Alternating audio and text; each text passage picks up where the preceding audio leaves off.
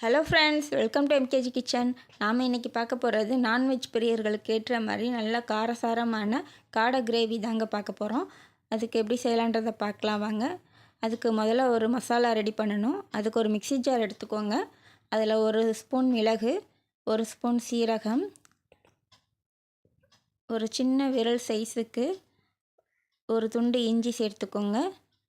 ஒரு கைப்பிடி அளவு பூண்டு, 2-3 சின்ன வெங்காயம் சேர்த்துக்கோங்க. இப்போ இது எல்லாத்தையும் மிக்ஸி ஜாரில் நல்லா நைஸாக அரைச்சி எடுத்துகிட்டு வந்திருக்கணும். கொஞ்சமாக இதில் தண்ணி விட்டுக்கோங்க, அப்போ தான் நைஸாக அரைப்படும். இந்த அளவுக்கு நல்லா நைஸாக அரைப்படணும். இந்த மாதிரி அரைச்சி எடுத்துகிட்டு வந்துடுங்க. வாங்க இப்போ எப்படி இந்த கிரேவி செய்யலான்றதை பார்க்கலாம். அதுக்கு ஒரு கடாயை வச்சுக்கலாம். அதில் பட்டை, கிராம்பு, சோம்பு ஒரு ஸ்பூன் போட்டு தாளித்து எடுத்துக்கலாம்.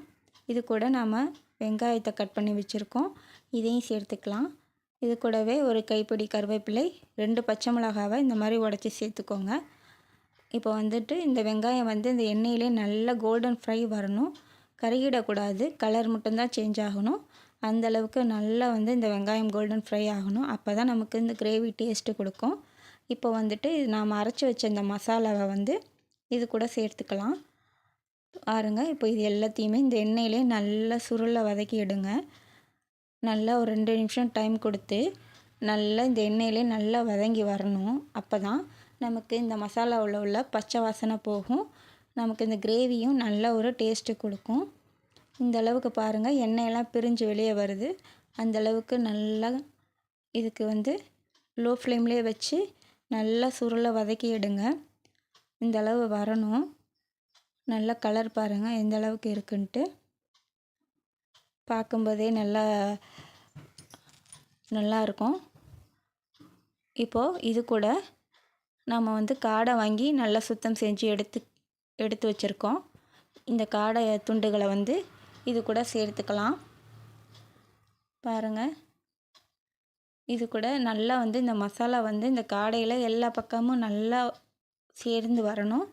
அந்தளவுக்கு நல்லா புரட்டி எடுத்து விடுங்க. ஸ்டவ்வை இதெல்லாம் கொஞ்சம் ஒட்டுற வரைக்கும் லோ ஃப்ளேம்லேயே வச்சுக்கோங்க. இப்போ இதுக்கு தேவையான மசாலாவை சேர்த்துக்கலாம். மஞ்சள் தூள் 1 ஸ்பூன் அளவுக்கு, மிளகாய் தூள் சேர்த்துக்கலாம். கரம் மசாலா 1/2 ஸ்பூன் சேர்த்துக்கோங்க. இதுக்கு தேவையான அளவு உப்பு 1 ஸ்பூன் சேர்த்துக்கோங்க. இது எல்லாத்தையும் சேர்த்து நல்லா எல்லா பக்கமும் ஒட்டி வர மாதிரி நல்லா இதை கிளறி விடுங்க. இந்த அளவுக்கு மசாலா இந்த காடையில் எல்லா பக்கமும் நல்லா சேர்ந்து வரணும். அந்த அளவுக்கு நல்லா புரட்டிடுங்க. நாம் தண்ணி ஊற்றுற வரைக்கும் இது லோ ஃப்ளேம்லேயே வச்சு செய்யுங்க, இல்லைனா அடிப்பிடிச்சிக்கும். பாருங்கள், நம்ம எண்ணெயெல்லாம் எப்படி பிரிஞ்சு வந்திருக்குன்னு. நல்ல இந்த மசாலா காடையோடு ஒட்டி சேர்ந்து வந்திருக்கு. அப்போ தான் நம்ம இந்த பீசஸ் சாப்பிடும்போது நல்லா நல்லா இந்த காரம்லாம் உள்ளே இறங்கி வரும். அந்தளவுக்கு இருக்கணும். இப்போ இது கூடவே நாம் ஒரு 2 தக்காளியை சின்னதாக கட் பண்ணி வச்சுருக்கோம். இதையும் இது கூட சேர்த்துக்கலாம். நல்லா இதையும் சேர்த்து நல்லா கிளறி விடுங்க. இப்போ வரைக்கும் நம்ம தண்ணி ஊற்றலை. இது எல்லாத்தையும் ஒரு 2 நிமிஷத்துக்கு நல்லா வதக்கி எடுத்துட்டு இப்போ இதுக்கு தேவையான அளவு தண்ணி சேர்த்துக்கலாம். இந்த காடை நல்லா வெந்து வரணும். நாம் ஊற்றின தண்ணி எல்லாம் வற்றி நல்லா ஒரு கிரேவி பதத்துக்கு வரணும்.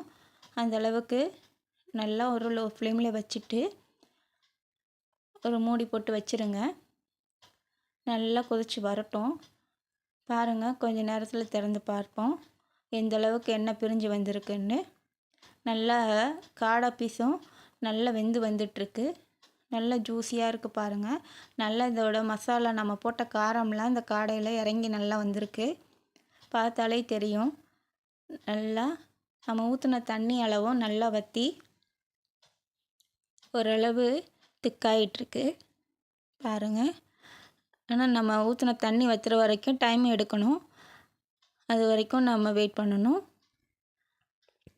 இந்தளவு வரணும். அப்போ தான் நமக்கு ஒரு கிரேவி பதம் கிடைக்கும்.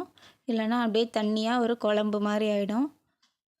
பாருங்கள், நல்லா கொதித்து வரட்டும். இதை அப்படியே வச்சுடுங்க. தண்ணியெல்லாம் வற்றி நல்லா ஒரு கிரேவி பதம் வந்துருச்சு. பாருங்கள், பார்க்கும்போதே எவ்வளோ அழகாக சூப்பராக வந்திருக்கு பாருங்கள்.